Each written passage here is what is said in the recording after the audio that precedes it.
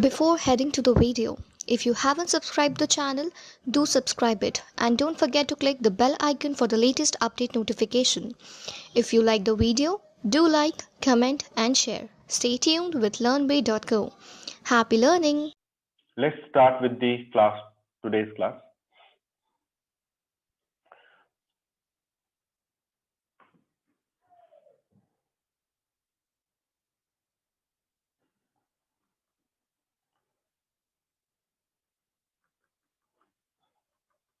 Okay, so what we have discussed yesterday, so let's have a recap here for yesterday's class.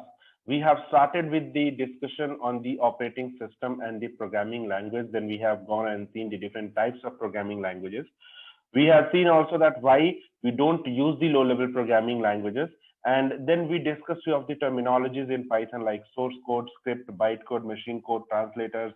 Then we have seen the compilers, interpreters, compiled languages, interpreted languages. Then we have just started with the type of errors and then we ended this session yesterday. So now today we are going to start from here the types of errors. Okay, we have discussed that there are two types of error, compile time error and runtime error. So I'm going to show you the syntax error and the indentation error in the code, and also I'll explain you is what is compile time error and what is runtime error. And after that, we will be starting with the compiled language and the interpreted language, and after that we will be going to the why we need.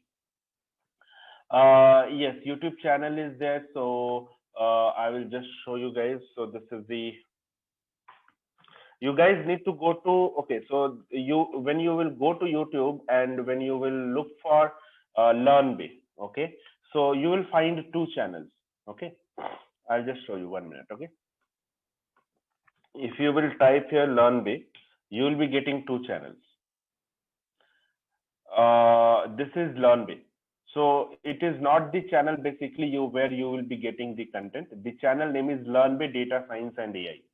Okay, so this is different channel and it is not ours. So basically I want you guys to go ahead and subscribe this one, LearnBay Data Science and AI. This is the old channel where we don't update much of the things. Okay, so you can ignore this channel. I want you guys to go ahead and look for LearnBay Data Science and AI, and once you will be going here, so you will be finding the videos in the video section and playlist section. Okay, fine. Okay, so videos will be uploaded here. Channel name is LearnBay Data Science and AI, and if you guys want me to share this channel, I'll be just sharing this link to you guys. Okay,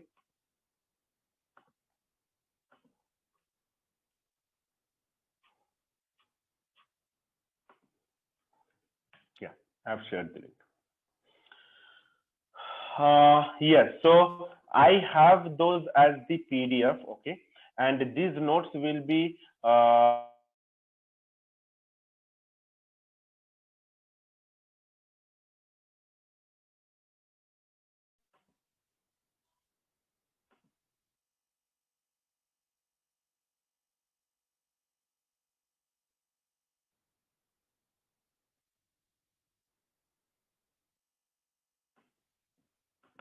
yes.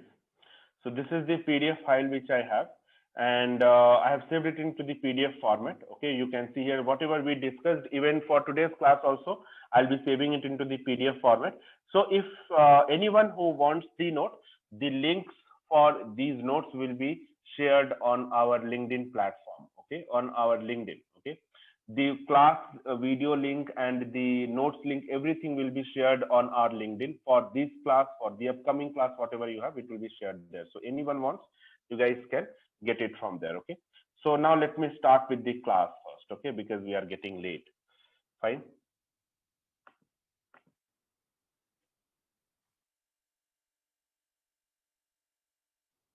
Yes, today we are going to discuss, Abhishek, about the memory allocation. Yes, there is a certification cycle towards the end of the webinar.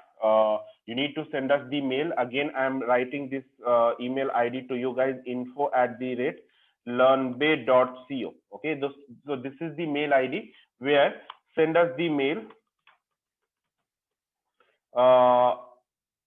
on 24th. Okay, 24th of May.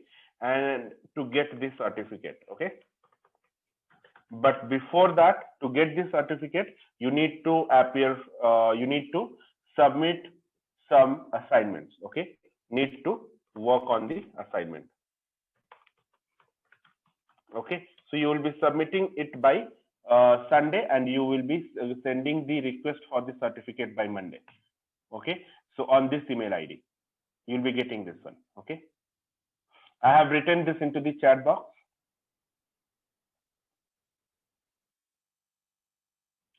LinkedIn, you see on LinkedIn also, you just go here and type LinkedIn, LearnBay Data Science and AI. Okay. So you'll be getting this link, LearnBay Data Science and AI training, and you can just go here and you can follow this channel. So in the post section, you will be finding the these notes and everything. Okay. So if you see yesterday topic, so this is the topic which we have uploaded yesterday. Let me show you. So the PPT was shared here, I think. Not this one.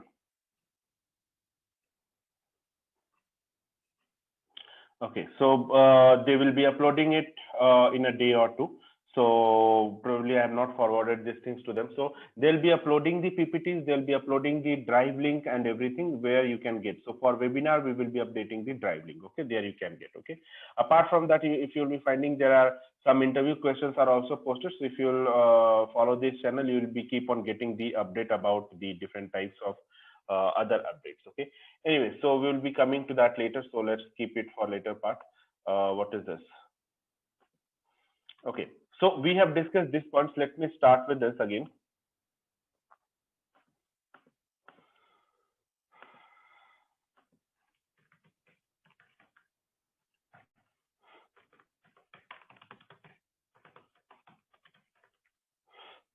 Okay.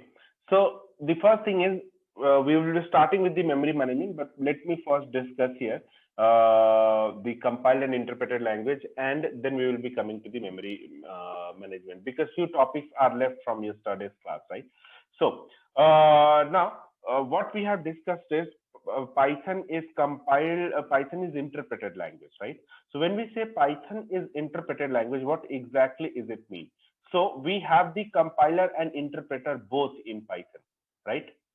We have the compiler and interpreter both in Python, but the difference here is in Python, the compiler checks for the compile time error. Compiler checks for the compile time error. What is the compile time error? So the compile time error we have seen yesterday, the compile time errors are syntax error, okay, and you can say indentation error in Python. Okay. So someone was asking the question yesterday that why we need compiler and interpreter both when both are doing the translation. Why can't we have only compiler? Why we can't have only the interpreter?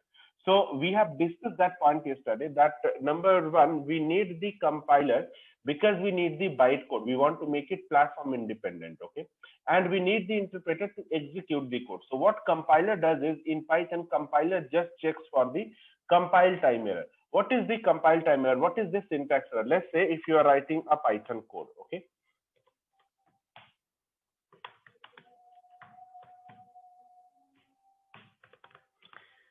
If you are writing this Python code, execute this, what you are getting? You are getting this result.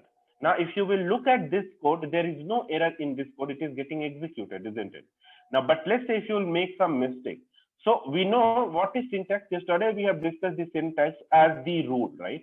The rule which we follow to write a code in program, right?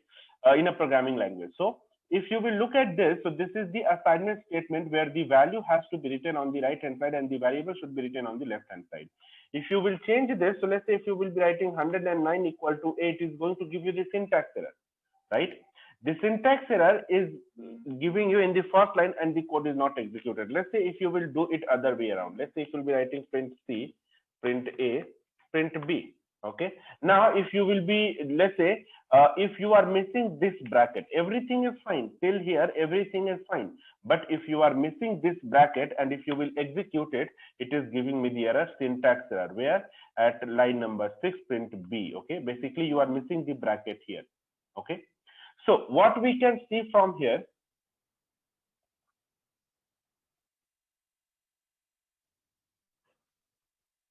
guys, if you guys will focus on the class, on the topic regarding assignment, regarding content, regarding certificate, everything I will be clearing towards the session. Okay, so please focus on the class. This is more important. If you have any question related to this, please have the question. Okay. Yes, Ashwin, whatever question you have, you can type into the chat box. Okay. Yes, this recorded sessions will be uploaded into the YouTube channel. I have already said that.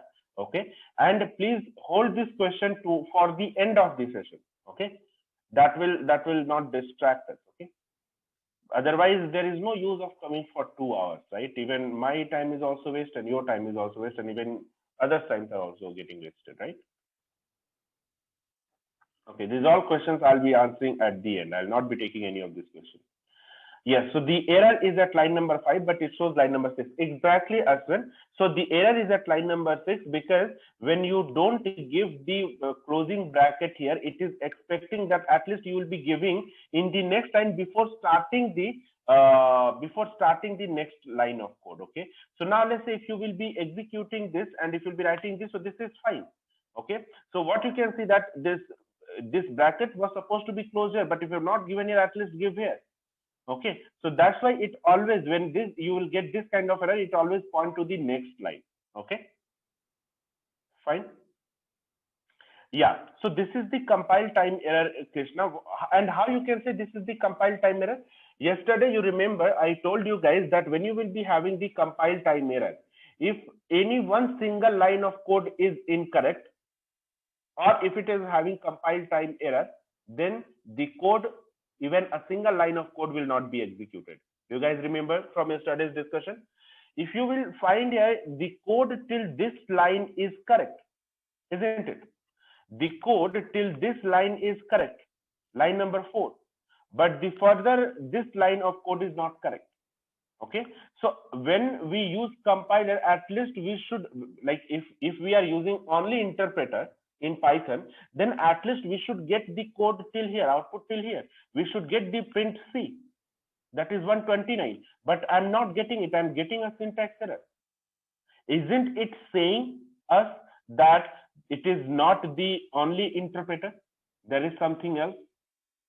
Because from the discussion of the interpreter point of view, at least we would have got the output till this line. Okay. Yes, you can write the Python code in any editor, Vinith. Krishna, I hope it is clear. Yes, bytecode is not generated. Exactly. So bytecode is not generated, and hence the further code is not executed. The further part is not executed at all. Okay. So this is the syntax error. Hope you guys have understood this point. I want yes from everyone if you guys have understood. So what is the error here? So this is the compile time error. The compilation didn't happen, and hence the code didn't get created. Bytecode didn't get created. Okay. Now let's say, see, this is the syntax error and the compile time error. Next, what we have an indentation error, which is also a compile time error. Let's say if you will see this code is completely fine when I'm executing it. Okay, so Jay, basically what we discussed here yesterday, if you have seen, if you have followed the class, in the yesterday's class, what we have discussed, that if there is any compile time error in your code, then the code will not be compiled. Okay, your code will not be compiled and bytecode will not be generated, because compiler takes the whole source code at once and compile it to the bytecode. Here there is some error, so it will be not compiling this code. Interpreter, what it does, it interprets the code line by line. So if the code is correct till here, then it should be giving the output till print C. But I'm not getting in this case. It means compilation didn't happen. Bytecode didn't get created. I will show you it with an example. Just wait for a few minutes. Now let's say, next see the indentation error. Let's say if I'll be giving indentation, means spaces. Indentation error, if you give unnecessary spaces in your code, that raises the error. So I'm giving the unnecessary spaces. If I'll be executing it, it is giving me this error, indentation error. Okay. Now, if you will be seeing this indentation, okay, so this is the unexpected space in Python. Okay. Godali, this is not the perfect question. Sai Krishna, it is not the perfect question. You should ask it at the end. I'm again and again asking everyone. I'm requesting everyone. Please ask this question toward this kind of questions towards the end of the session. Okay. Okay. Next, what we have, if we will be having this spaces in the beginning. Okay. So this is the unexpected indent in your code, and this is what the error here is. Okay. Only with bytecode. Yes, so interpreter works with the bytecode in Python. Okay, so this is the unnecessary spaces in Python, and it is the compile time error. And since it is the, how I can say it is the compile time error, because this, I'm not getting the output for this line as well. Okay, at least I should get the output for this line, but I'm not getting it. It means it is not, bytecode is not getting created. Okay, now there are few runtime errors. So this was the syntax error. I'll be coming to that question, Jay.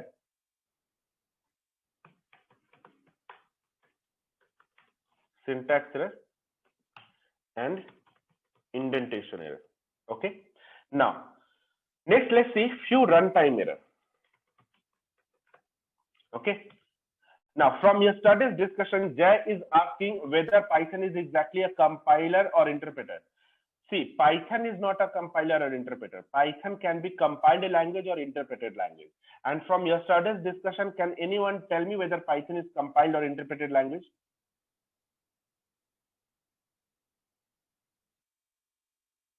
Yes, interpreted language, right? We have discussed it already yesterday that it is interpreted language. And how we say interpreted language? So Jay, you can follow yesterday's class. Recordings will be provided. You can watch those recordings and then it will be clear. So yesterday we discussed, we say a programming language is compiled language when the memory allocation type checking is done at the compilation stage, or when it is done at the interpretation stage, we say it is the interpreted language. In Python, it is done at the interpretation stage. That's why we say it is interpreted programming language. Okay, fine. I hope it is clear to everyone. Now, next we have runtime error. Giving space, because space has a Manoj, space has a special meaning in Python. Okay, space, where you write space, let's say when you write some condition, let's say if you write 10 less than 20, okay, and then you want to write some code, print a, this will be executed. See, here it is not giving me the error. Here also I've given the space, but it is not giving me the error here in this case. Okay, fine. Yes, but in this case it is giving me the error because it is the unnecessary space. So space has a special meaning in Python. You cannot simply go ahead and give these spaces everywhere. Okay, fine.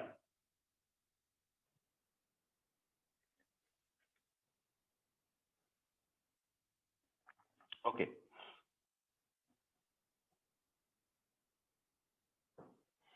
Okay. So now next we have runtime errors. So in the case of runtime error, these runtime errors, what are the runtime errors we are having? So runtime errors, name error, type error, value error, etc. These all are the different types of runtime error. Runtime error means these type of errors will be caught at the runtime or the interpretation time. Okay. So let's execute this. Let's see what are the runtimes we are getting runtime errors. A is equal to 10. B is equal to 20. C is equal to A plus B. Print C. Okay. Print A, print C. Let's say I'm printing D, print B. Okay. I'm executing this code. Now, if I'll be executing this code, let's see what is the output I'm getting. I'm getting the output 10. I'm getting the output 30. And also I'm getting an error, name error. What is this? See, this line is correct.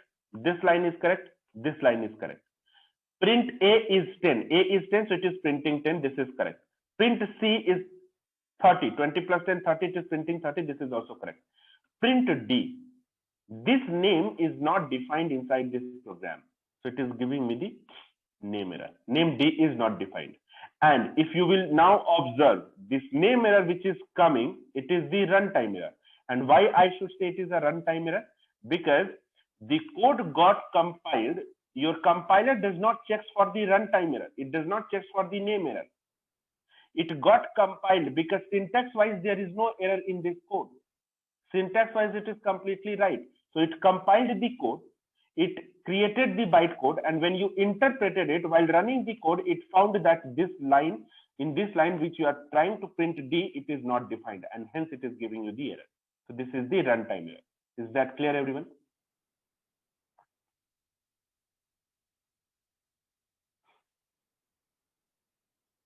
Yes, it is the undefined variable. It is not defined. Your Python, your interpreter is not able to find this variable. Clear, everyone? Any questions? Okay, great. So now let me show you one more thing.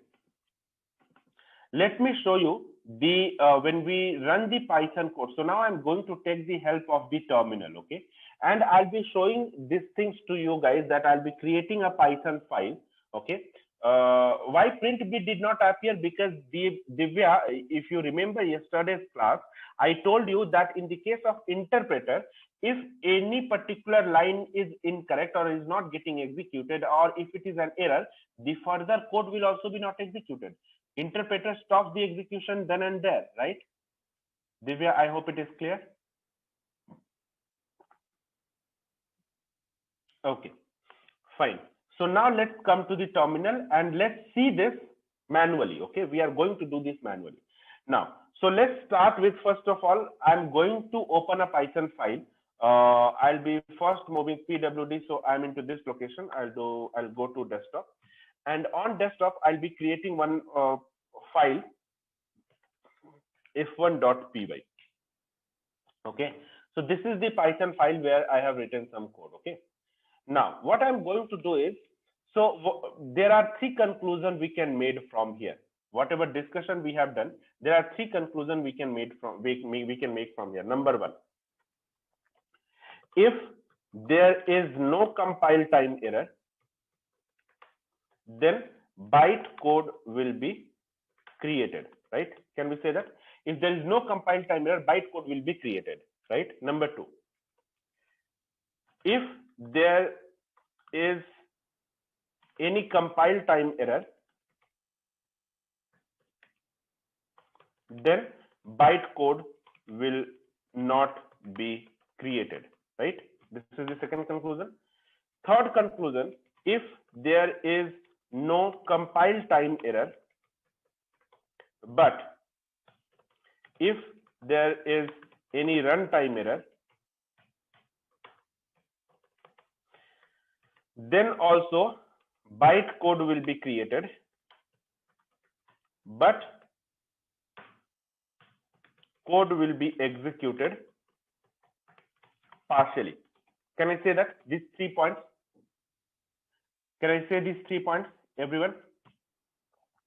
You got this?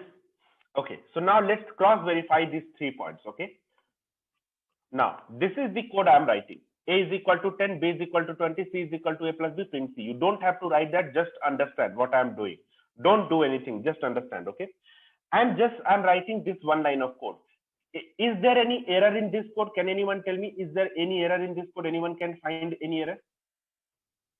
No, there is no error, right? Okay, so let's exit and try to execute the code. Let me show you the content of this cat f1.py. This is the content, right? Now, if you will see this here, where we have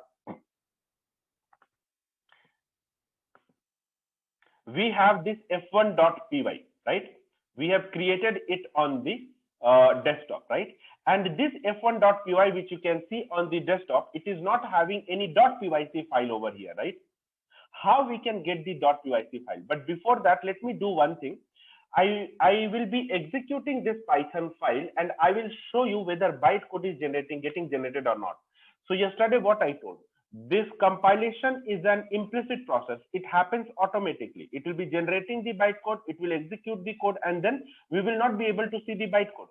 But if you want to see, you have to do the explicit compilation. But let me execute this Python file, Python f1.py, execute this. I got the output. But did you get any bytecode here? No. Clear? You didn't get any bytecode. What happened? When you executed, so this is the command using which you can execute the Python file, and it gives you the output after executing it.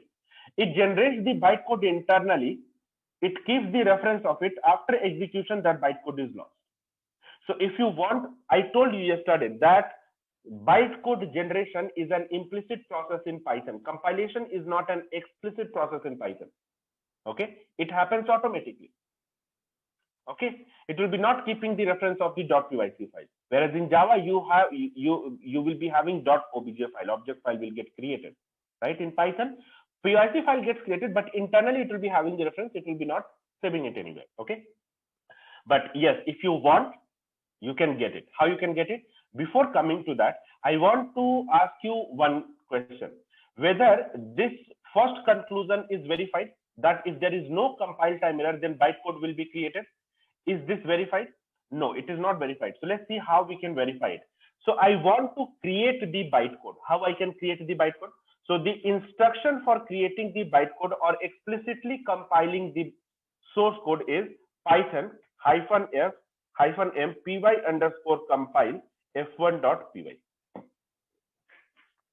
Okay, fine everyone. So what we have, Python -m py_compile f1.py, execute it. What you are getting, if you will see here, you didn't get any output, and if you will see this desktop, so you will find you will be getting the bytecode.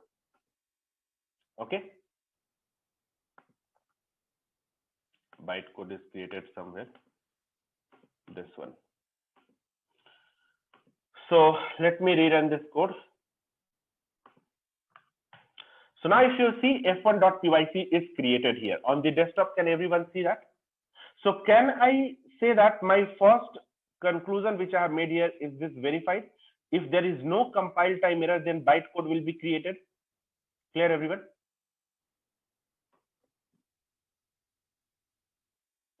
Command prompt.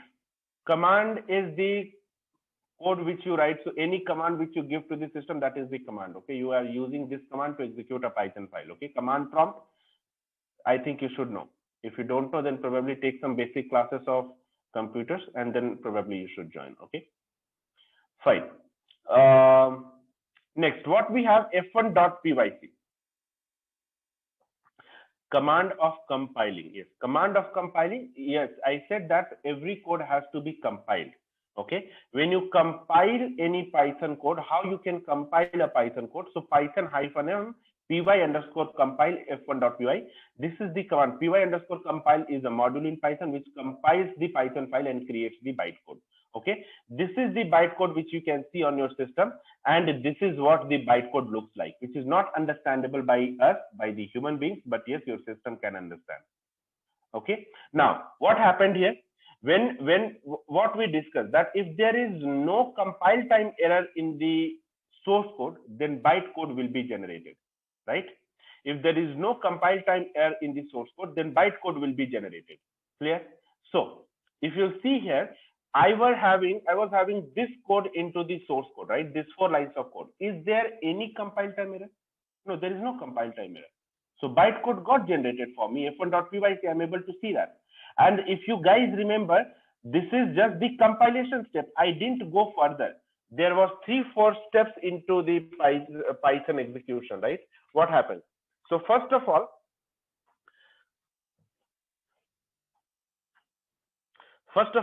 you will be having one source code. Okay, then you will be compiling this source code.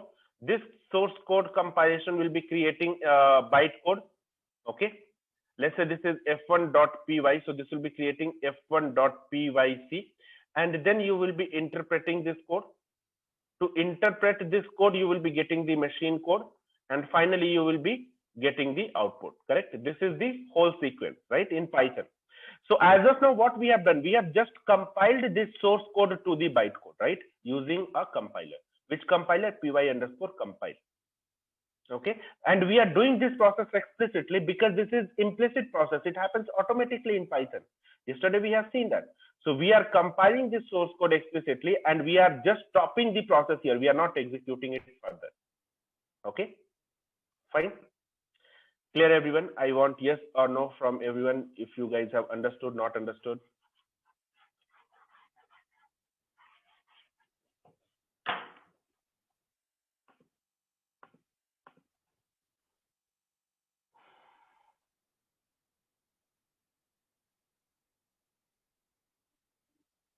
Okay, from below 30. 30, see, this is the command which you can see here. You can just make a note of it somewhere, Manoj. Python -f py underscore compile f1.py. Okay, you can just write any Python file name here and you can compile that Python code. This is the syntax, this is the code for compiling a Python code. Okay, I'm just executing it 2 times, same code. Yeah, so I hope most of you guys have understood it. Okay, so now let's move to the, yes, f1 is the name of the file here. F1 is the file name, f1.py is the file name. Okay, now next what we will see, that let's say if we are having no error in the no compile time error, no runtime error, so how I can execute the bytecode? So if you want to execute the bytecode, you can simply write Python f1.pyc. f1.pyc is what? Python compiled file, it is the bytecode. Just press enter and it will be giving you the output 30, right? So what you can understand from this, that when you are -m, Namrata, we are writing -m because we are importing a module. Which module? py_compile module. So that's why we have written -m. -m stands for module. Okay. We will be coming to that, what it will show when it is the error. So Python f1.pyc, when you are executing this bytecode, you are getting the output. Means what we did now. So my bytecode is generated. Okay. My bytecode is created. So if you see here, this is f1.pyc. And then when I ran this command, so it went to the interpreter. Okay. It went to the interpreter and then it generated the machine code and it gave me the output. Clear? Fine. So before this step I have done here in this line of code. Okay. Creation of the bytecode. And when we are executing this f1.pyc, we are doing this step. Okay. I hope it is clear for everyone. Okay. So now let's come to the next part. What we have, okay, let me delete this bytecode and I will be verifying the second conclusion. What was the second conclusion? If you will look at the second conclusion was that if there is any compile time error, then bytecode will not be created. So this one is done, right? Let me show you this one. If there is any compile time error, bytecode will not be created. Okay. So let's see this. Vim f1.py. Okay. Now let me make some syntax error.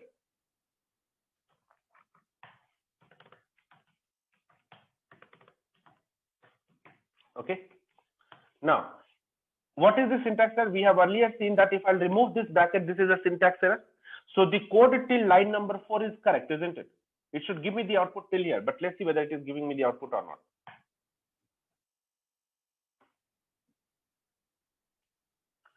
No, see, Krishna, you don't have to compile the Python code every time. This is not requirement. I'm just showing you the compiler interpreter and I'm just verifying the concepts which I have discussed earlier yesterday, that compiler and interpreter are both in Python.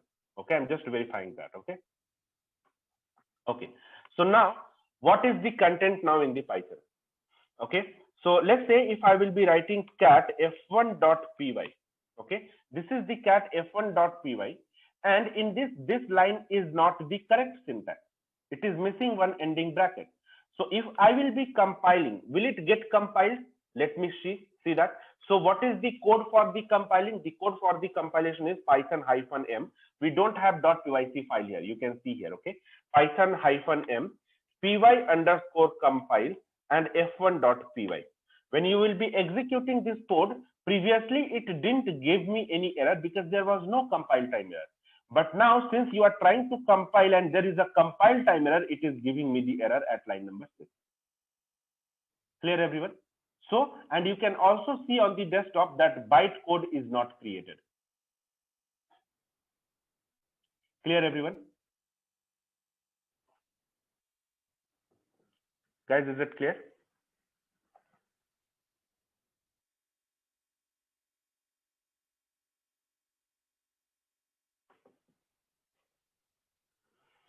Okay.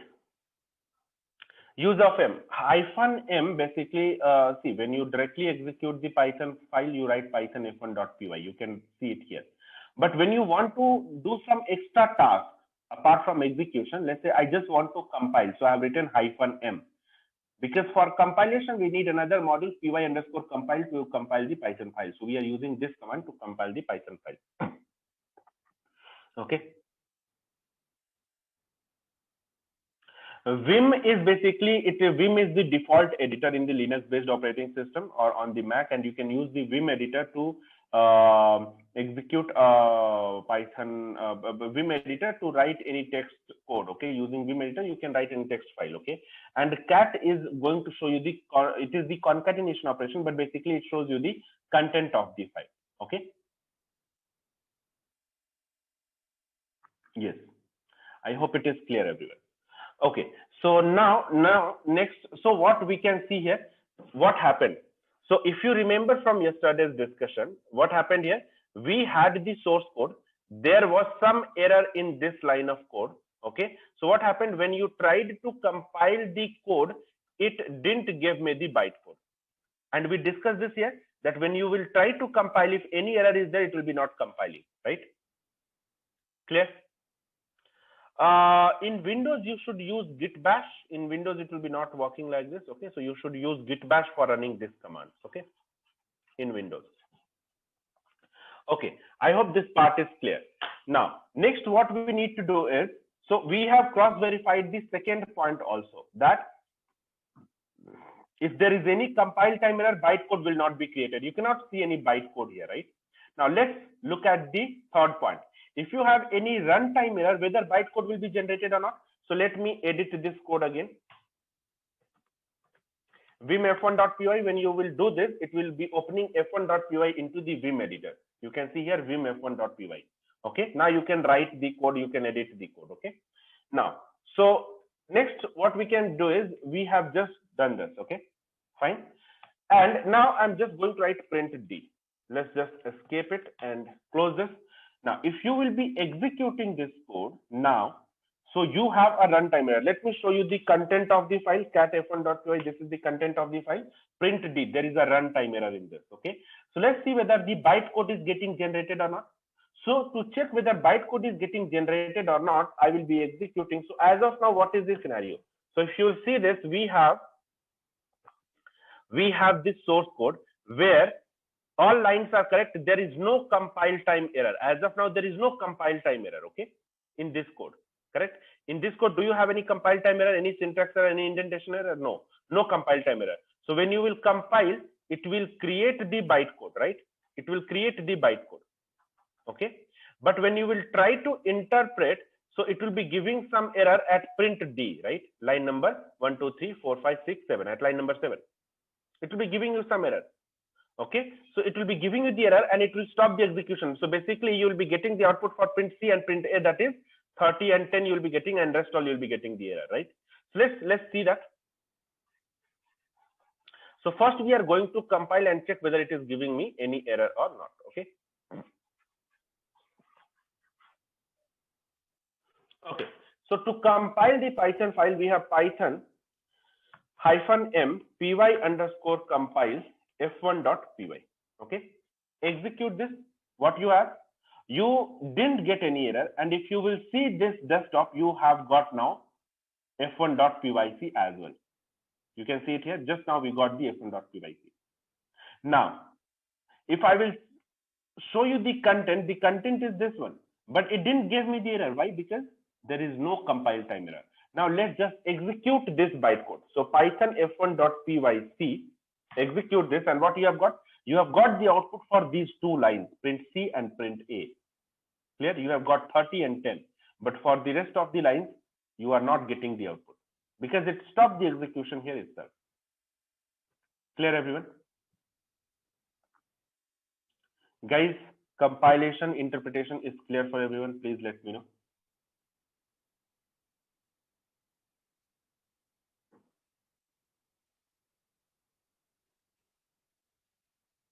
Okay, great. Okay, So I hope you guys have understood the concept behind that. Now I'm going to the next topic of. So we have discussed almost all the topics from the yesterday's list of topics, whatever we have started with. Just one topic is left: why Python? Okay.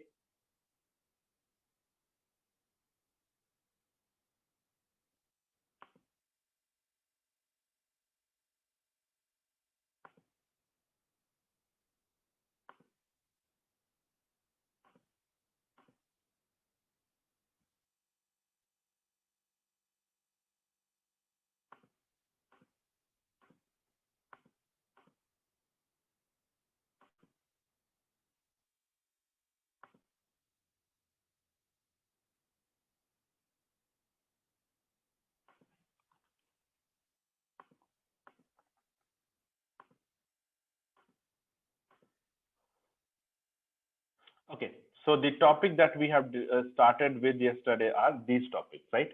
So we have discussed this low level, high level, why we are learning Python. We are still have not discussed this, but most of the point we have discussed: compiler, interpreter, compile versus interpreter, different types of errors, compile time and runtime errors. We have seen source code, bytecode, machine code, and how a Python program runs on our system. Okay, so these are topics we have discussed.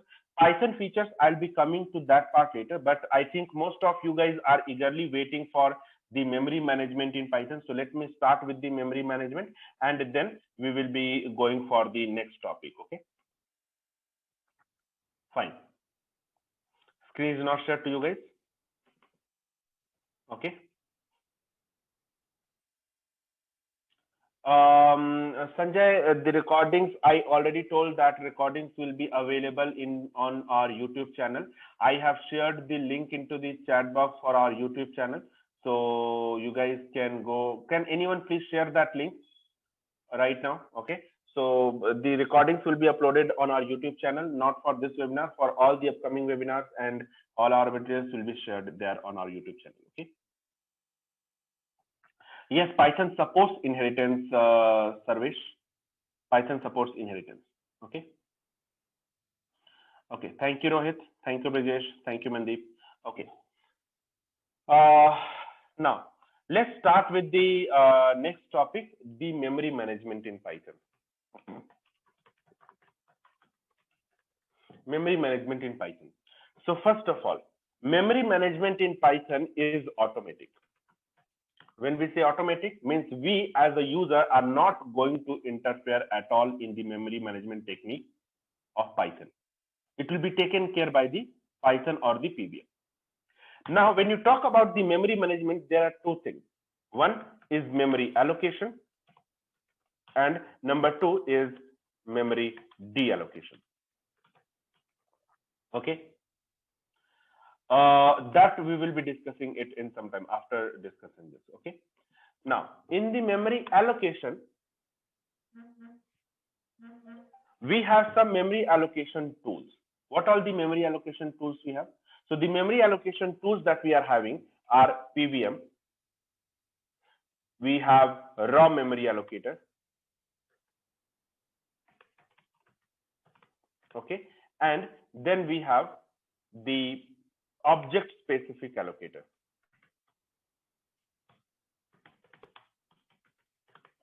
Okay.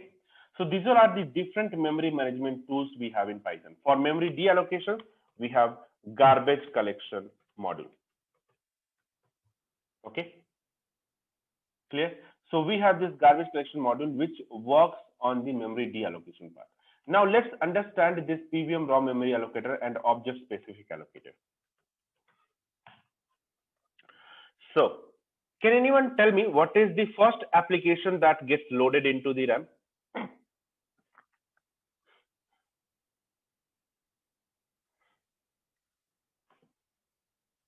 What is the first application which gets loaded into the RAM?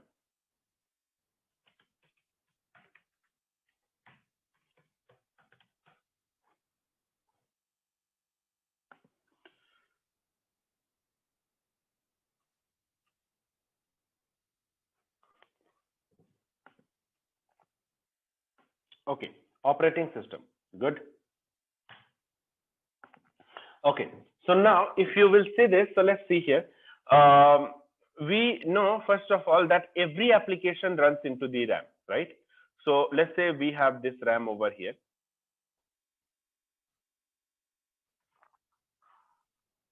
Okay, this is the RAM. Now, the first application that gets loaded into the RAM is operating system. You are right. Let's say if you have any other application which is running on your system. So let's say you have Paint application. You have, let's say, Word application. So they all will be running into the RAM. Now let's say you have one more Python application. This is f1.py. Okay. You have another application that is f2.py. So remember, every application is a different process and they run independently from each other. So this f1.py and this f2.py, they are independent from each other. If you are writing a is equal to 10, so 10 will be allocated into this part of the memory. If you are having here also a is equal to 10, so this 10 will be allocated into this part of the memory. They're not going to interfere. Okay, so they both are different. Clear? Now, internally what happens, this small section of the memory is divided into 4 different areas.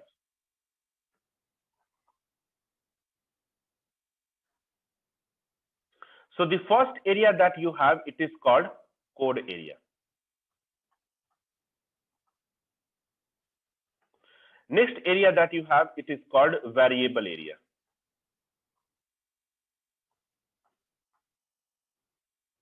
Next area that you have, it is called the heap area. And the last area that you have, it is called the stack area. This area which you can see, this is free area. It is free, it is buffer memory. And if you have, if your heap area or your stack area requires extra memory, then it will start using this memory. Okay, so these all are the different areas that gets created into the RAM. Okay, fine everyone. Now, when you run this application, so let's say you have one small Python program which is running for f1.py. What is f1.py? So first of all, let's discuss this. This code area, it is fixed in size.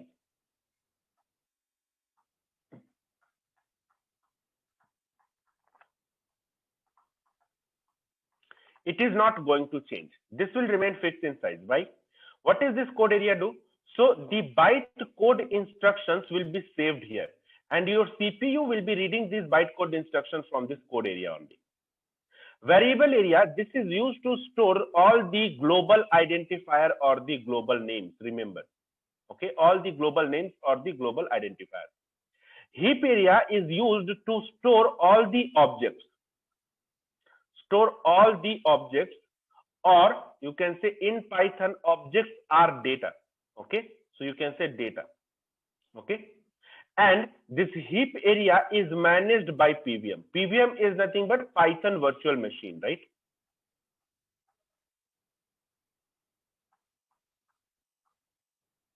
Python virtual machine. So that will be managed, PVM will be managing the heap area. Now, if you will see here, it is used to store the objects. What do you mean by objects? In Python, everything is an object. If you are writing 10, this is an integer object. If you are writing 10.20, this is a float object. If you are writing your name, let's say XYZ, this is your string object. If you are writing a list of values, this is a list object. Okay. So in Python, data is actually an object, and these objects get stored into the heap area. Okay, these all objects, these all data which you write in your Python program that gets stored into the heap area. So the data maintenance, object maintenance is really important task. So that is done by the PVM. That is the brain of the Python. Next, you have this stack area. Stack area, it is used to handle the order in which the different functions will be executed. Okay, and it also maintains the local references.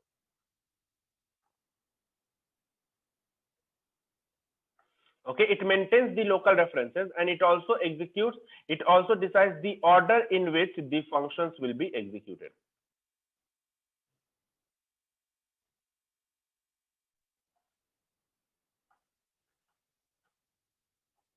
I hope this part is clear to you guys. Now I'll be showing these things to you guys with the help of a code. Okay, now let me show you. So we have discussed the PVM, we have discussed the bytecode. Okay, what is the question? Bytecode fixed in the sense, what if we want to add new code which is of higher memory in the same location, rewriting the old code? If you will rewrite the old code, it will be generating the bytecode and it will be reloaded into the RAM, right? And then when you are reloading the application into the RAM, so new amount of memory will be allocated to that. Clear? Local reference, I'll be coming to that. Objects are instances of the class. Yes, Sarvesh. Yeah, this is the only 4 area you have in Python. Okay, you don't have much of the area like you have in C++, 6 or Java 6 or 7 areas you have. In Python, you have only these 4 areas. This is very simple, okay, compared to the other. Now let's understand these 4 things. Okay, apart from that, we have discussed few tools. Okay, so let's discuss those tools first, and then we will be coming to we will be executing code line by line, and we will see that. So first of all, we have discussed the object specific. Okay, so sorry. First of all, we have discussed the raw memory allocator. This raw memory allocator works at application level. It works at application level. Clear? You have the PVM. PVM is used to manage the objects and it works with the heap area. It manages the objects and heap area. Okay, this is more important part, heap area. And then next we have object specific allocator. Why we have object specific allocator? So basically for every object we have a object allocator. For example, for integer value we have the int allocator. For float value you have float allocator. Okay, for string value you have string allocator. Why for different objects we are having the different allocator? What is the reason behind that? Because the way an object is treated in Python, one object is treated in Python, it is completely different from the way the other object is treated. So the way int is getting stored or int is working in Python is completely different from the way float is working in Python or the way string is working in Python. Okay, I will show you one example. Let's say import sys, okay, and I have a is equal to 10. Then I will be writing here print a comma type of a. Type is a function which gives you the data type associated with it, and then we have sys dot get size of a. Okay, execute this. What you are getting? You are getting that it is taking 28 byte of memory. Right? It is taking how much? 28 byte of memory. Just this small 10 value, it is taking 28 byte of memory. Okay. Now, let me take a larger number.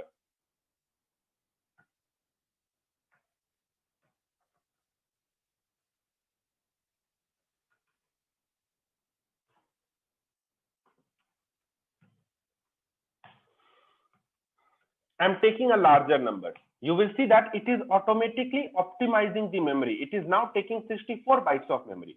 When it was small number, it was taking 28 byte of memory. Now, when you are taking a large number, it is taking 64 byte of memory, right? So what we can understand from here that there is object specific allocator, which is allocating the memory for the integer. If it is some small value, then it is taking less amount of memory. If it is larger value, it is taking less amount of memory, more amount of memory. Whereas in the Python, let's see what happens in the Python. B is equal to 10.20. And if you will be writing this same code,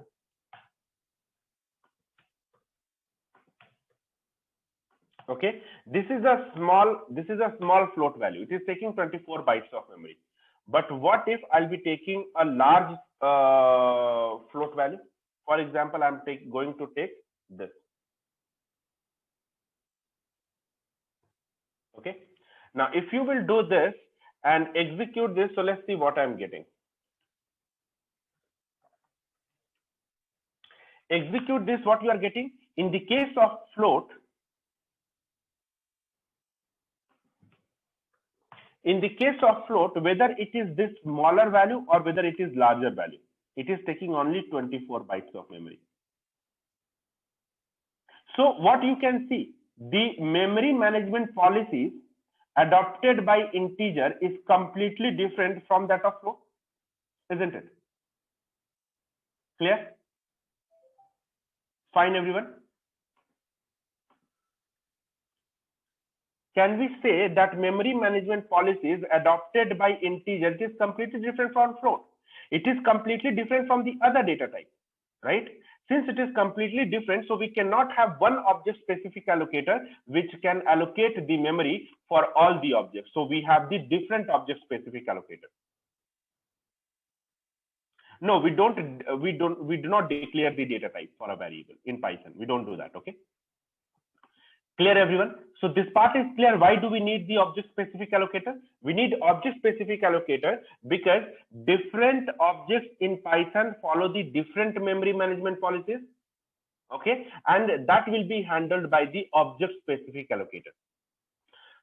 24 for float because that is how a float is stored in Python. Okay, if you want to read more about the float, how it is stored, so these links will be provided into my notes and you can refer those notes, okay, or those links. Okay.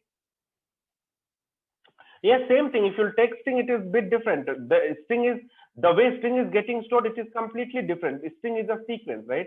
So let's say if you will be writing here Python, okay. Now, if you will write here print C, comma type of C, and if you write here sys dot get size of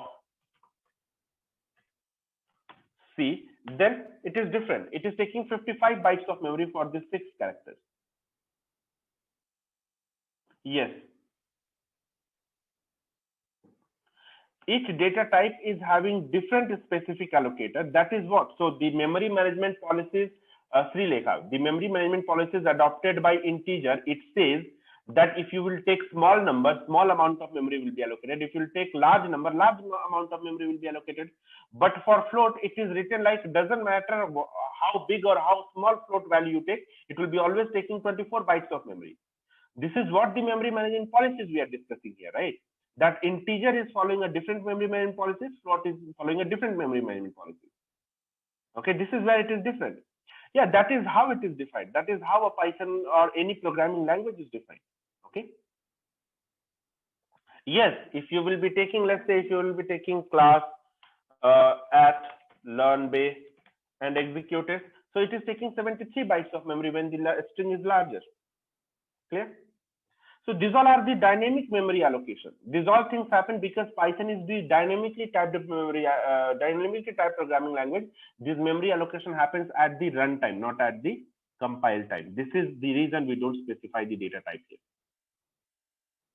No, this is how I said that. Okay, so the way float is being stored, it is a bit complex process. I'm not going to get into that. Okay, if I'll be getting into that, you guys will be having lots of questions, probably will not be able to finish the topic. This is not the point of discussion here.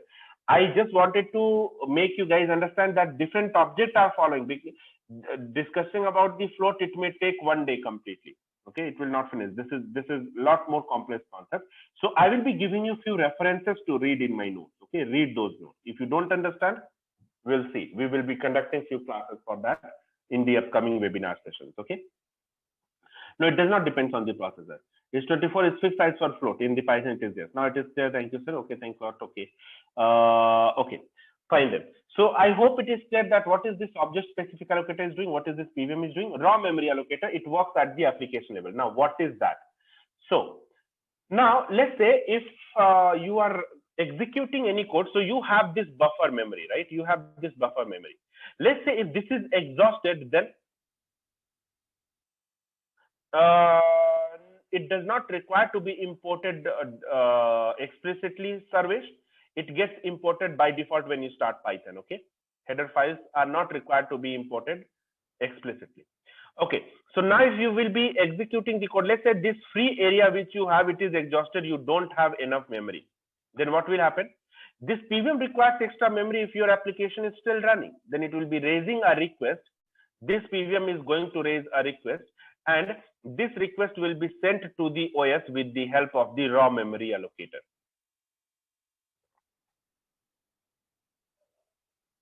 Clear everyone? Why raw memory allocator? Why PVM can't send that request and then wait for the OS to respond? Let's say when the request was raised by the PVM, OS was busy in doing or scheduling some other task. Then what will happen? This PVM has to wait and your application will stop running. Okay, and if it is happening very frequent, your application is not competitive in terms of processing speed. So we have to make sure that PVM is responsible only to manage the heap area. It will not be doing any extra task. If it has to request extra memory, it will be just creating that request. That request will be taken care by the raw memory allocator. It is responsible for that. So it works at the application level, and if application requires extra memory, that will be taken care by the raw memory allocator. I hope it is clear for everyone. Out of memory error, yes, if there is not enough memory to allocate, then it will be happening, Krishna. Okay. Fine, everyone. Is this clear? Okay. Now let's execute a Python code and see how this memory allocation happens. Before that, I want you guys to understand few things. First one is the global identifier. Global identifier or names and local identifier or names.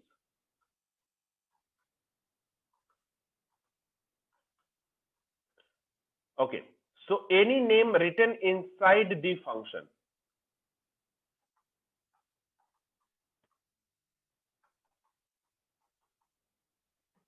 that is called local, and outside the function that is called global. Remember that. Okay.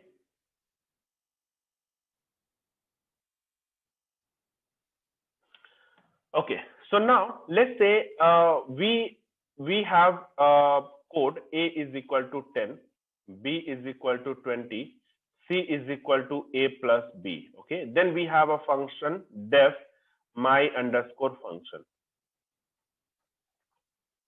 Okay, we have X is equal to 11, Y is equal to 22, and Z is equal to X plus Y.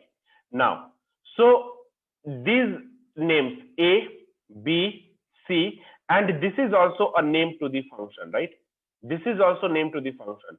So these four names, you can say they are the global names. Okay, so A, B, C, my underscore function, they are the global names. If you see X, Y, and Z, X, Y, and Z, they are the local names. Why? Because they are defined inside the function. Clear?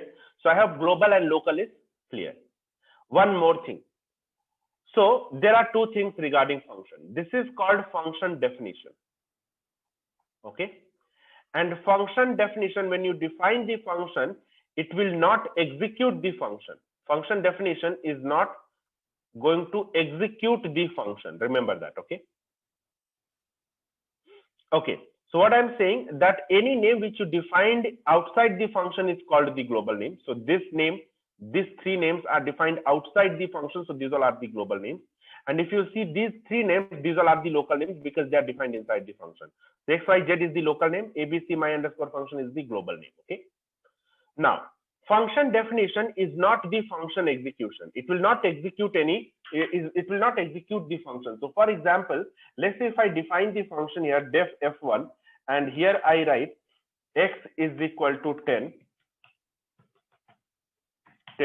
Y is equal to 20, print X plus Y. Execute this. It is not executing the code inside this. If you want this code to be executed, you have to call the function. How you can call the function? So whatever is the function name, take that function name, write the pair of parentheses, execute it. It will be executing the function, the code written inside it. So remember, the code, the function, the code inside the function will be executed when you call the function. So this is the function definition. This is function definition, and this is function call. Okay, clear everyone? So this is the function definition and this is function call. Function call, you execute the function. Okay. Now, so next, let's see, having discussed these things, yes, colon is not required in the calling, even def is not required in the calling. So this is the syntax of the function definition. Okay. Okay. So now let's execute a Python code. Okay. I'm going to take one f1.py here.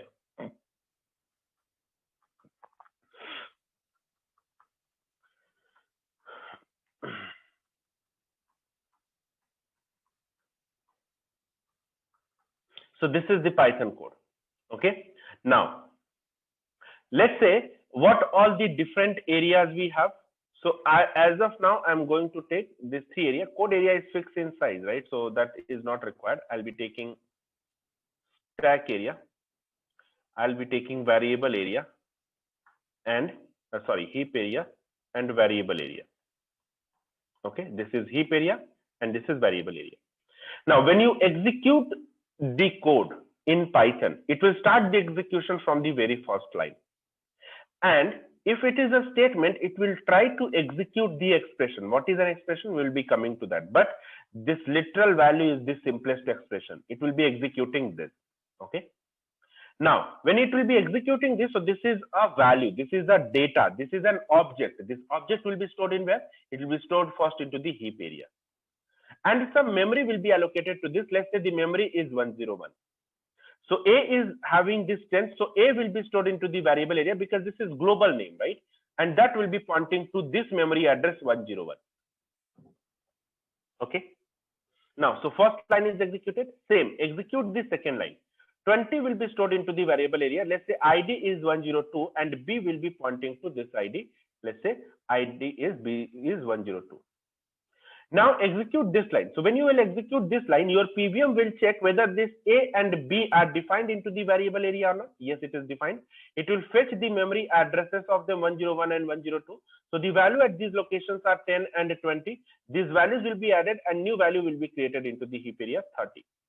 Now this 30 will be having at another memory location 103 and C will be pointing to this memory location 103. Clear? Now let's, yes, you can do that as well. Now let's say if you'll be executing this line. So in this line, this is the expression. This is the simplest expression. So first it will go and check whether C is defined or not. Yes, it is defined. What is the address? 103. So it will be printing the value at this address, that is 30. And then this print is a function which returns none. So it will be creating one none object into the memory. Let's say the ID is 104. But for this, there is no reference, there is no assignment. So it will be not creating any reference into the variable area. Okay. Fine, everyone.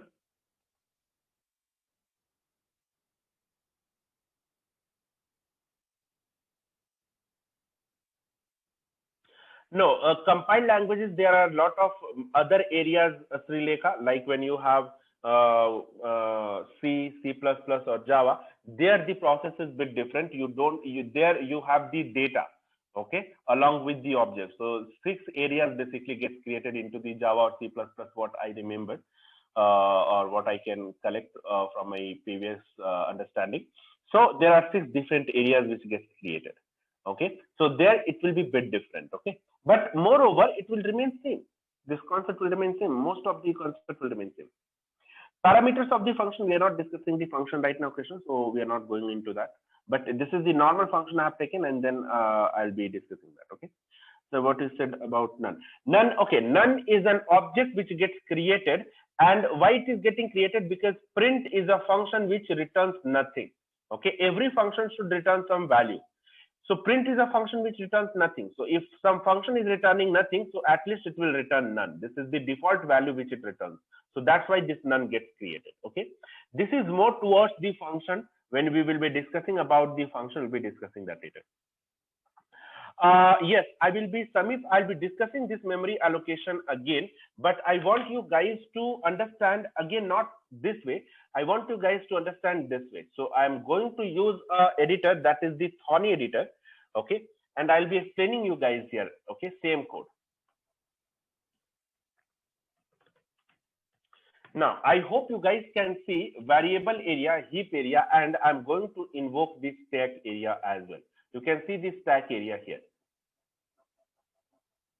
Right? You can see the stack area here. So now let me execute this code. If I will be executing this code, it will be directly giving me the output here, 30, right? And if you see this heap area, variable area, all these values are created. But I want to see this step by step. How can I do that? So if you want to see this thing step by step, yes, for Windows, for Mac, everything Thorny is available. You can download. Just go to thorny.org. Okay. Everyone, go to thorny.org. And you have the Thorny editor for the respective operating system, Windows, Mac, Linux. You can download that. Okay. This is another editor that you can use to code. Okay. Now, next what we have, if you see this is the same code we have written here. Clear? Now, let's execute this code. Okay. Now, when we are going to execute this code, no, it does not have to be in series. Okay, Srilekha. It may be random. Okay, heap area takes the random memory allocation. Okay, PyCharm is not installed, so you can install probably Thorny editor if it is not installed. Okay, this is smaller file and then you can use it immediately. Okay, now let me debug this code line by line. So I'm going to use this debugger. Okay, and let me execute this line by line. So whatever this guys, 1 minute, I'm getting a call.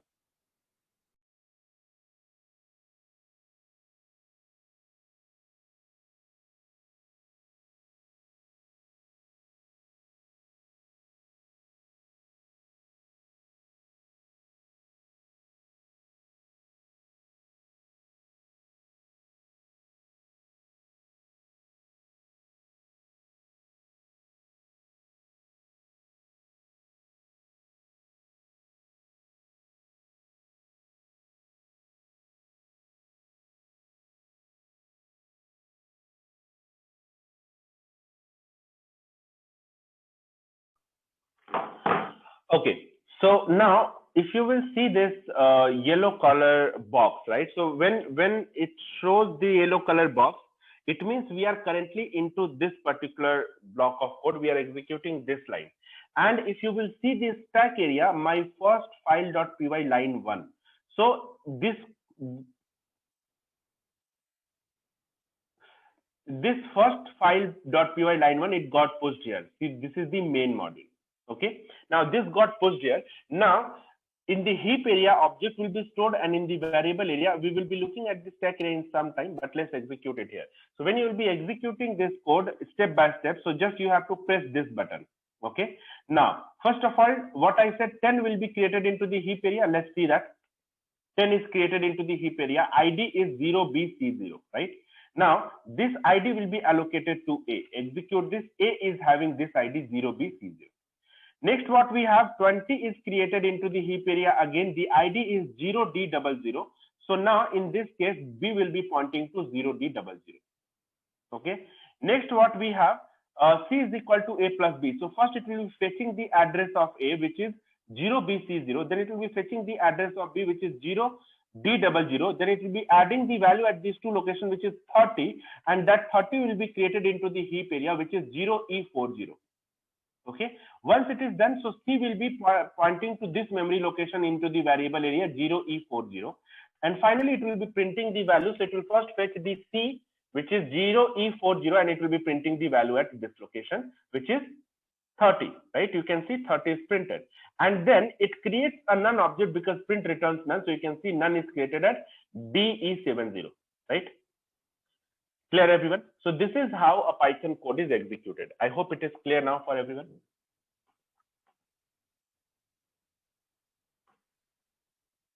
Everyone?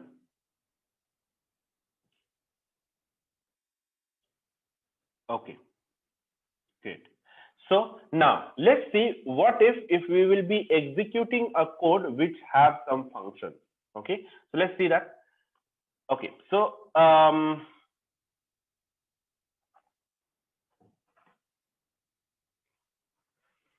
let's say we have f1.py. Okay, this is the Python file. We have A is equal to 10, B is equal to 20, C is equal to A plus B. Then we have f1 function, def f1. Okay, We have x is equal to 11 equal to 22, and then we have another function def f2. Inside this f1 we have another function def f2.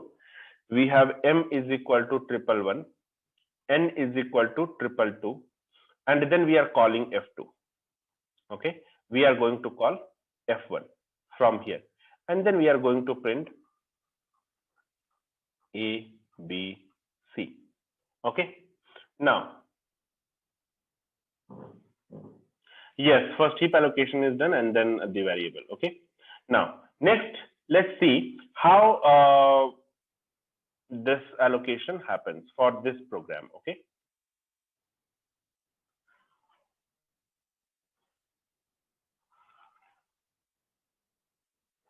so first of all, what we have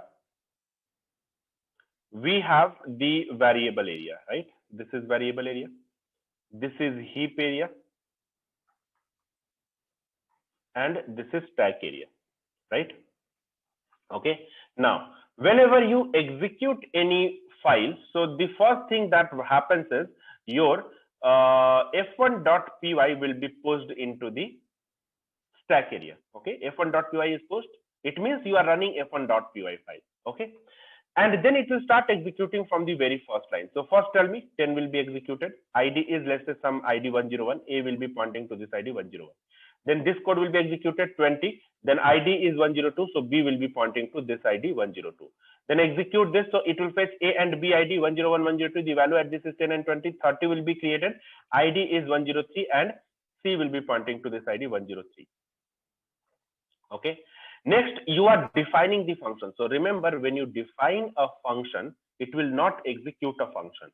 This is just a definition. So what it will do, it will define a function f1 function object, let's say f1 function object you have created, and this is at some memory location 104. So this f1 is the name of the function, so this name in the variable area will be pointing to this 104. Now you have this f1 function called here, so after this line it will be directly coming to this line. Okay, now it will call the function, it means it is going to execute the function. So as soon as you execute the function or call the function, one f1 area, local area will be created into this stack area. So now we are inside f1.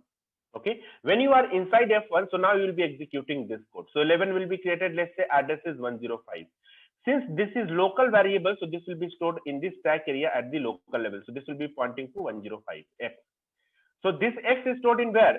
Space in f1. Next you will be having 22 will be created, so that is the memory location, that is 106. So y will be pointing to this 106. Okay, then you will define f2. F2 is again a function definition. So one f2 function object, see, objects are getting created into the heap area, but the references are getting created either in the variable area or in the stack area. Let's say the id is 107. So f2 is the name of the function, and that will be pointing to 107. Okay, now you then after this line you will be directly coming to this line, so you call the function. As soon as you call the function, you will be going inside this function, and then you will be executing the code inside that. 111 will be created, the id is 108. Okay, since you called the f2 function, so f2 function will be created here in the stack area, and in that m will be created, that will be pointing to 108. Okay, then n is equal to 222, so 222 will be created into the heap area. Let's say id is 109, so n will be pointing to 109. Right, now after this line, the execution of the code is completed. So this line f2 function call is completed. As soon as this f2 function call is completed, okay, it is going to erase this references from this stack area. Remember this. Okay, now after this f2 function, f1 function call is also completed, right? Once this f2 function call is completed, f1 function call is also completed. So it will be erasing this from the stack area as well. Okay, done. Now once this is done, again, So it will be, so this function call is completed. Now it will be executing this print A, B, and C. So when you are printing A, B, and C, it will check A, B, and C are available here. What is the value? 10, 20, 30. It will be printing 10, 20, 30, and it will be giving you the output. Okay, this is the output of the code. And once this code is completed, your stack area will be completely freed. Okay, fine, everyone. Clear, guys?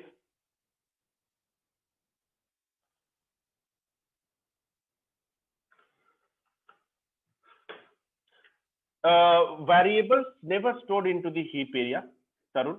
We have already discussed that variables are stored into the local stack area or the variable area. Only objects get stored into the heap area. Okay.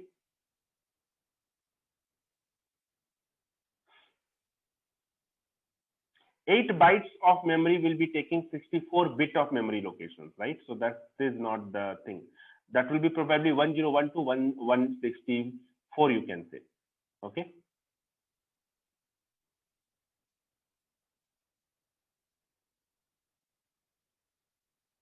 I hope this part is clear for everyone. Any question, guys? So if function are repeatedly calls a lot of processing efforts, yes, lots. This is what the now you guys are getting into it, right? What is 101? So we can't understand. 101 is just some random number I'm taking to represent a memory location. Okay. Memory deallocation after full execution of code. Yes, it will be happening after full execution of the code.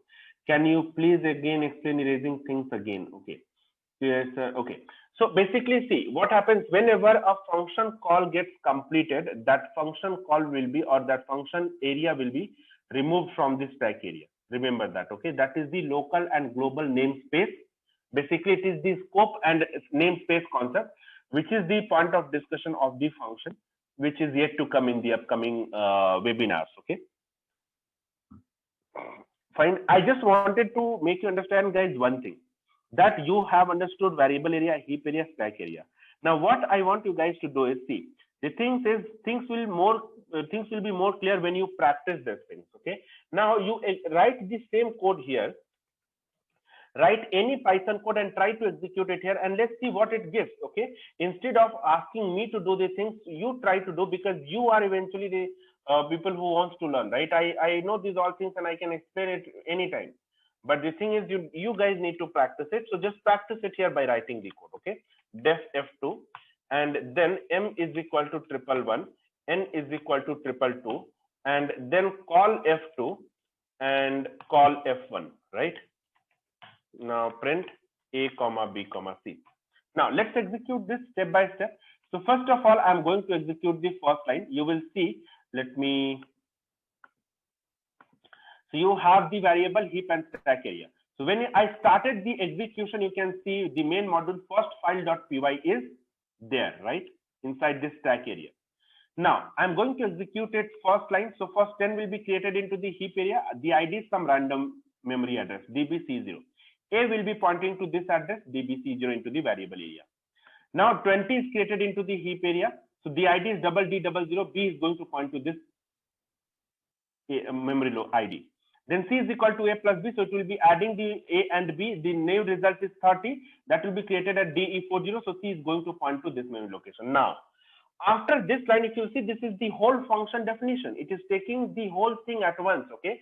Now, once you press enter, it will not execute the code inside this. It will just be creating one function object here and one function reference into the variable area, and then it will be going to line number 11. Let's see that.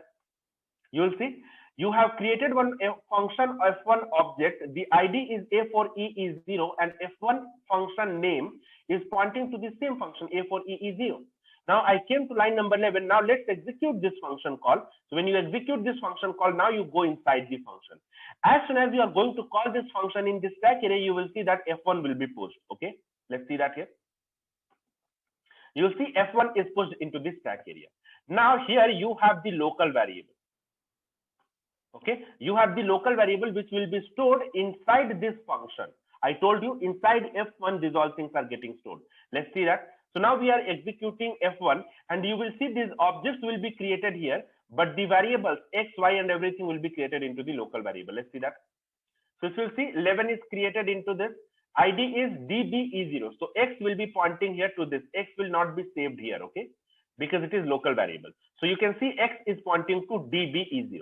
Now execute the next line. 22 will be created. This is DD40. So Y is going to point to DD40. Now this is F2 function object. This will be created into the heap area, and the reference will be pointed by F2 into the local variable. So you see function F1 dot F2 is created.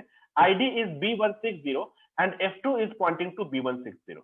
Right now execute further. Now so didn't executed the code inside F2. Now we are going to call F2. When you call F2, you will see F2 will be pushed here. Okay, let me see that. You can see F2 is pushed inside the stack area. Now you have M is equal to 111, N is equal to 222, and this is the local variable section of the F2. Okay, now execute this. So 111 will be created into the heap area. ID is E860. So M will be pointing to E860 into the local variable section. Next 222 will be created. So 222 is another object here. So F640 and N will be pointing to this memory address. Okay, now it is done. So with that, F2 execution call is completed and that F2 got vanished. We don't have F2 here in this stack area. Similarly, with this line of code, when it is executed, this F1 call is completed. So F1 will be removed from this stack area. Okay, F1 is also removed. Now you don't have those references, and this returns none. So you can see AEC770 is pointing to none. Okay, this is created. Now print ABC. So ABC is what? A is this ID, B is this ID, C is this ID. So value at this ID will be fetched, and then it will be printing the result 10, 20, and 30. Right? We got 10, 20, and 30 as the output. Clear, everyone? How this Python code got executed?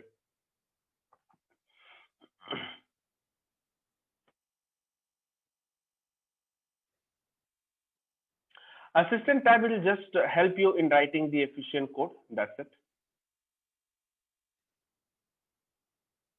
No, header file is not required, Mirza. We have already discussed that. Stack area is the local area. It has to be deleted. We will not be having the reference that is related to the namespace. Okay, we will be discussing about the namespace when we will discuss function. Print X and print M you will not be able to print outside because they are not available. These names are not available. You try that. Okay, Dipendra, you can try that.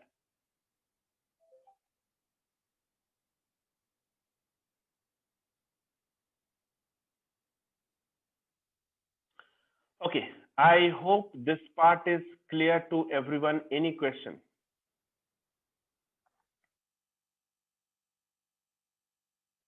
Any question, guys? F1 element are stored in the yes. So the variable you have inside F1, they are stored into the local variable, correct?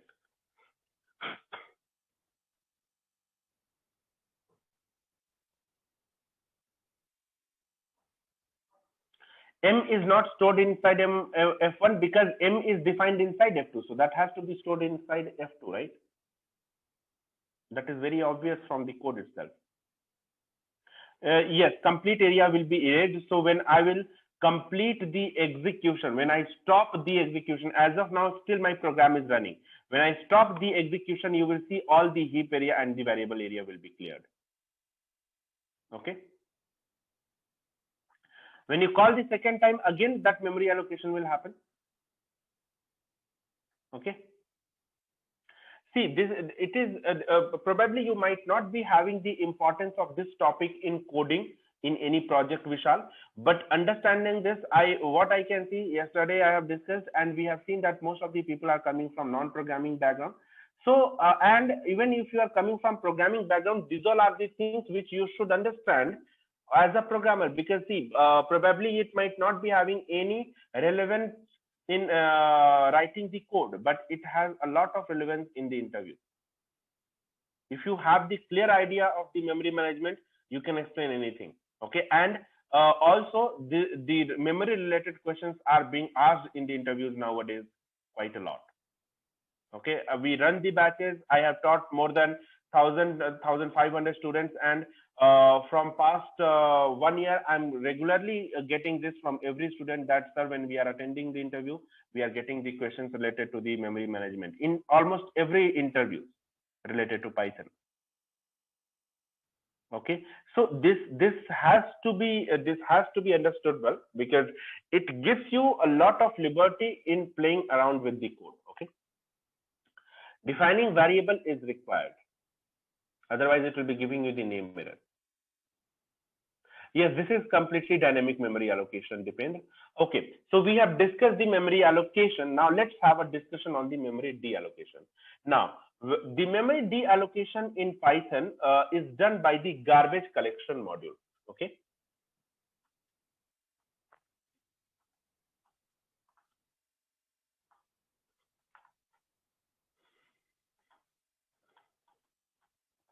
It is done by the GC module. Okay. Now this garbage collection module, this runs from time to time. Okay. Runs from time to time, and next what we have is, if we have yeah, so this gives the reference count.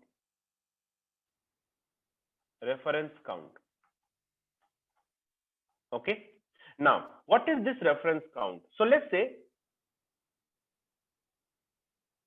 garbage collection 0 RGT. I don't understand your question. Okay, so reference count means, let's say if you have a variable a is equal to 10, then you are writing b is equal to 10, then you are writing c is equal to 10. So this 10 object is having how many references? It is having 3 references, a, b and c. When you delete one of the references, how many reference count? 2. If you delete this reference, how many reference count? 1. When you delete this reference count, it is 0. So as soon as reference count reaches to 0, this garbage collection module in Python runs. It keeps on running. You don't have to invoke it explicitly. It keeps on running. And if there is memory shortage or any such problem, so this GC module will check all the objects with the 0 reference count, and it will be deleting all those objects from the memory. Okay, clear everyone? Fine. So let's say if I will show it here in the Thorny editor. Okay, so if you will see this code, we have A, B, C, and I'll be taking 10, and here also I'll be taking 10. Okay, now if I will be writing here print A comma B comma C. Okay, now if you will execute this, just see the heap area. Okay, so if I'll be executing this, first 10 is created into the heap area. It is created once BBC0. Now A will be pointing to this. Now when you are writing B is equal to 10, another reference is created for BBC0, right? It is not creating another object. Remember, in other programming languages, it would have created a new data, new 10 value, but in Python, it does not create the new object. It refers to the existing object. This is the object reusability concept in Python. Okay, this is called the object reusability concept in Python. So what we have, 10 is pointed by B. So how many reference count we have? 2. Now let's execute this. So again 10 is created, and the reference count for 10 is again C. So there are 3 reference counts. Now when you will print this A, B and C, it will be fetching the same addresses and it will be printing the value. Okay. Now when you execute this, so let's say if you will be writing delete A, okay, delete B and delete C. And if you will execute this program, so for example, let's say if you will not be writing this, okay, you will not be writing this. When you run the Python program, what you are getting? You are getting 10, right? You are getting 10 and all these references are here. So 10 is available. What if you will be deleting these all references and when you run the program? So after deleting this, these all references will be deleted from the variable area. There is no reference count. So when you run the program, what you will see that 10 is also deleted from the memory. But if you will be having at least one reference count, it will be not deleted from the memory. You can see 10 is still existing.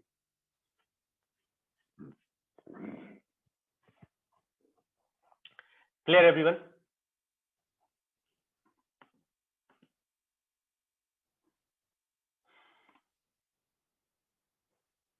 Yes, you want to, so we have the classes and object concept, Chandan, you can do that. So that object will be created separately, okay? That object also will be created into the heap area only, okay? a is equal to a plus 1, then what will happen? So a is equal to a plus 1 when you will write. So in that case, first it will do this operation. It will become 11. And then 11 is a new object that will be created into the heap area. And then let me comment this out. Let's execute this. So first of all, 10 is created into the heap area. And now you are printing this. So this is done. Now, when you are going to execute this line, first right-hand side part will be executed. 11 is the new value which will be created into the heap area. And the reference of A will be changing from 10 to 11. So let's execute this. So this is A plus 1, that is 11 is created. So 11 is what? BBE0. So A will be now pointing to BBE0 instead of BBC0. Okay. Clear? Fine, everyone.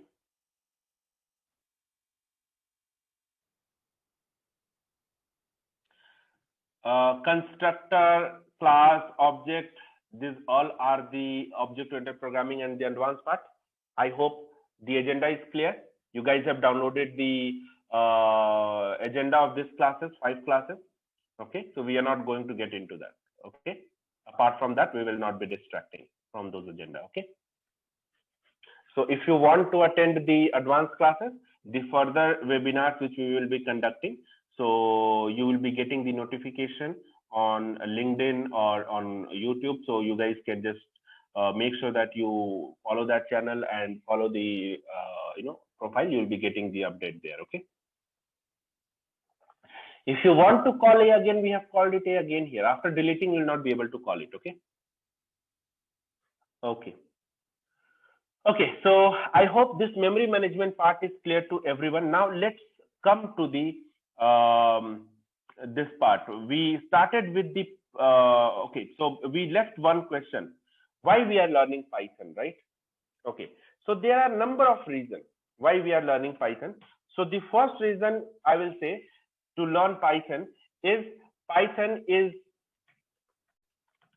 simple, easy to learn, and expressive language. Okay, so simple, easy to learn, and expressive language. You can just go and look for Python code. I will show you one code. Okay, let's say this is the list of email IDs. LST_email is equal to, I have abc@gmail.com. We have abcdef@yahoo.com. We have pqrstu@hotmail.com. And we also have one more ID, def@rediffmail.com. Okay, now, so these are the 4 email IDs we have. What I want only those email IDs, or I want the username of only those email IDs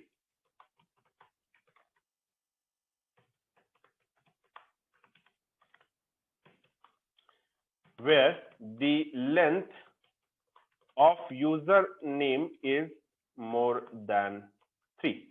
Okay, basically I want the username, this ABCDEF and PQRSTU. So my output will be ABCDEF and PQRSTU. This is the expected output. How can I do that? I can do this using just one single line of code in Python. I will be running the loop for I in LST_email. Now I'll be running if LST_email of colon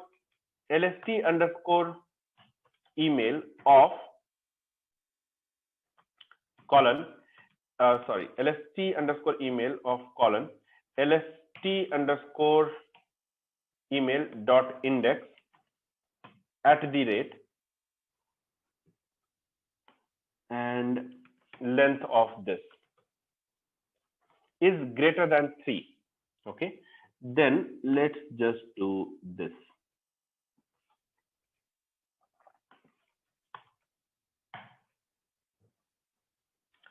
@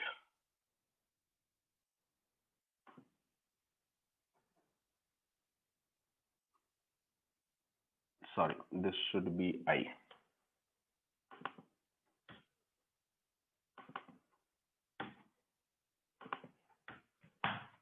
Okay, we have got this output. Now, whatever I wanted to do here, now it will be working with any huge list of email IDs. Okay, this code will work with any huge list of email IDs. So if you wanted the username of only those users, whether the username is more than three, length of username is more than three, we can get it just one single line of code. How simple it is. And expressive also.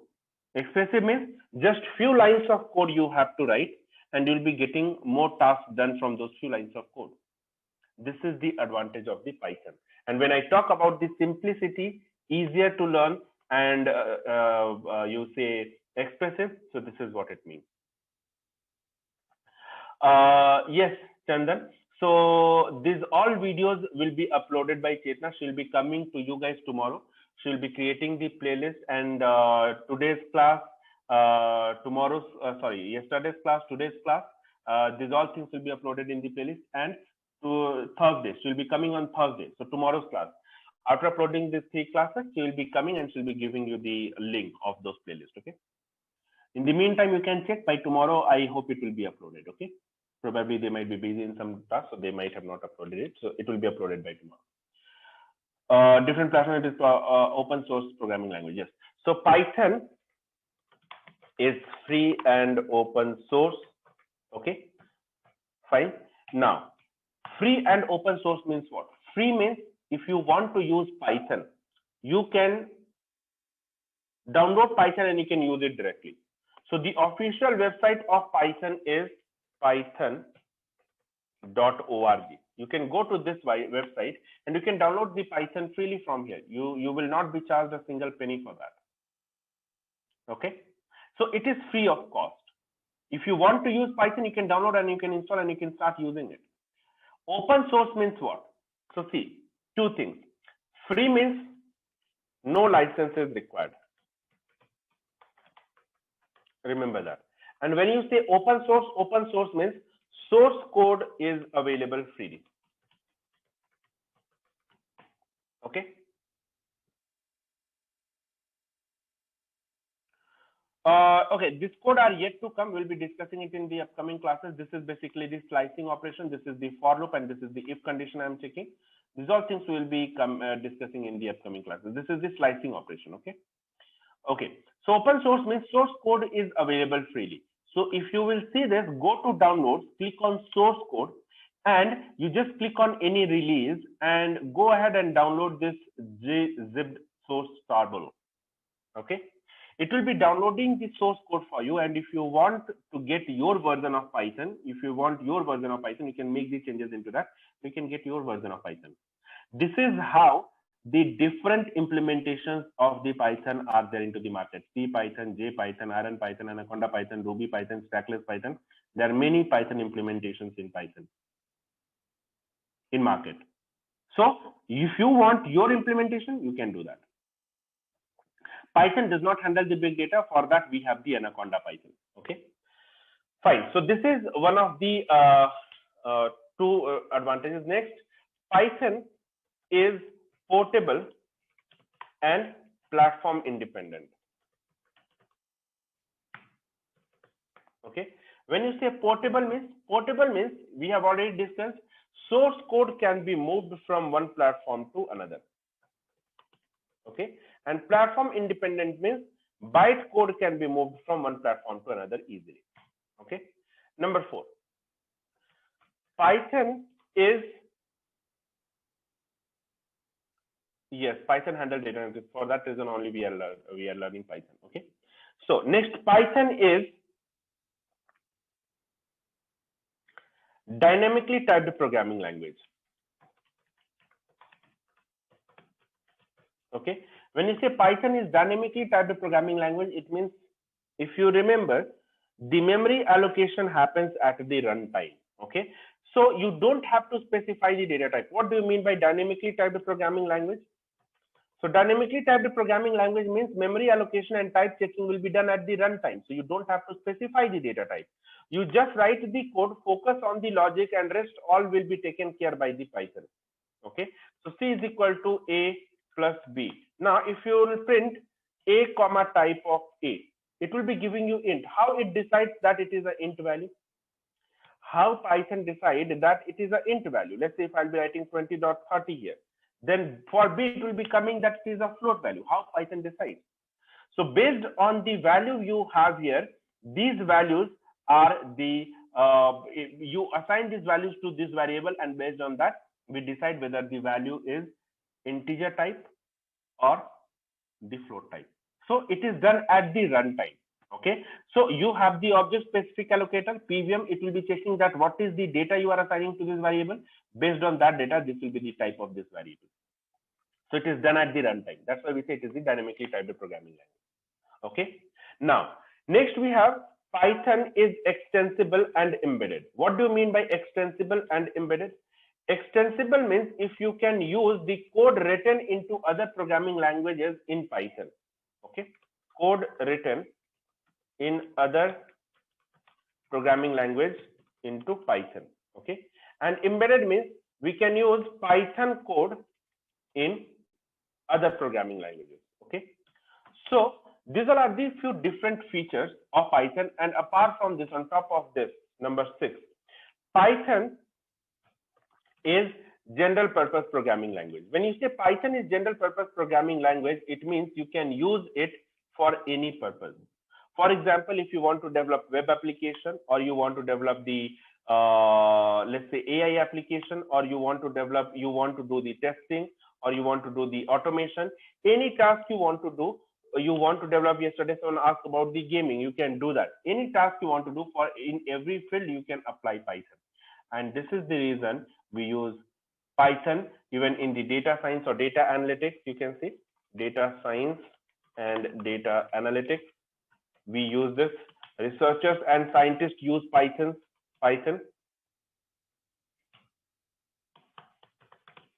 They use Python. Okay, they use Python.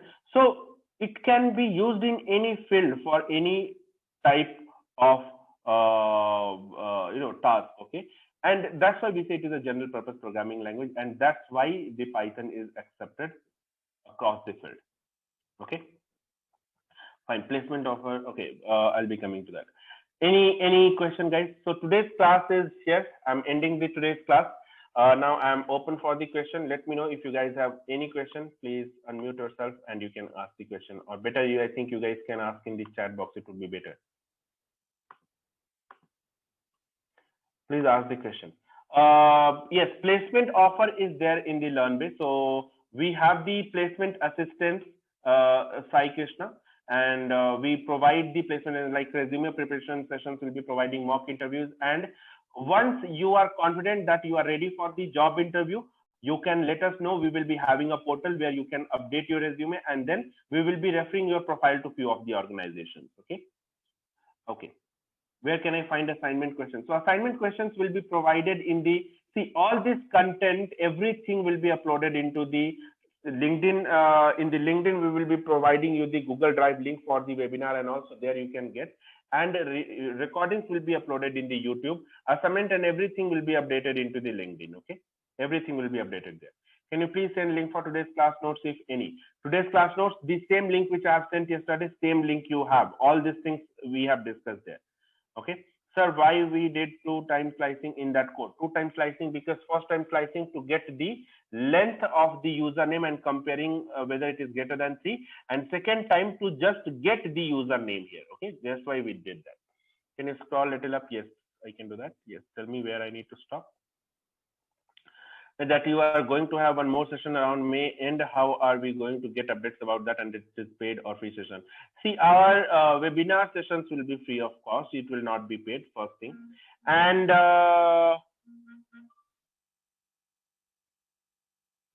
yeah, so that will be free of cost. And if you have that will be that notification will be getting on the LinkedIn. So that's why I'm saying that we are running a series. Okay, we are going to run a series. So next we are going to start with the statistics series and machine learning series. Okay, so the next will be not towards the end of the May, but towards the middle of the, you can say my session will be coming in the middle of the June. Okay, again in Python. So the next webinar we are going to conduct on the statistics. basic of statistics, and then we will be going to the advanced concept of statistics. So you guys can do one thing, just follow the LinkedIn page. There you'll be getting the update for sure. Okay, we might miss on one any platform, but we will not be missing on LinkedIn. Okay, okay. And one more thing, when you are going to LinkedIn, there are two accounts on LinkedIn for LearnBay.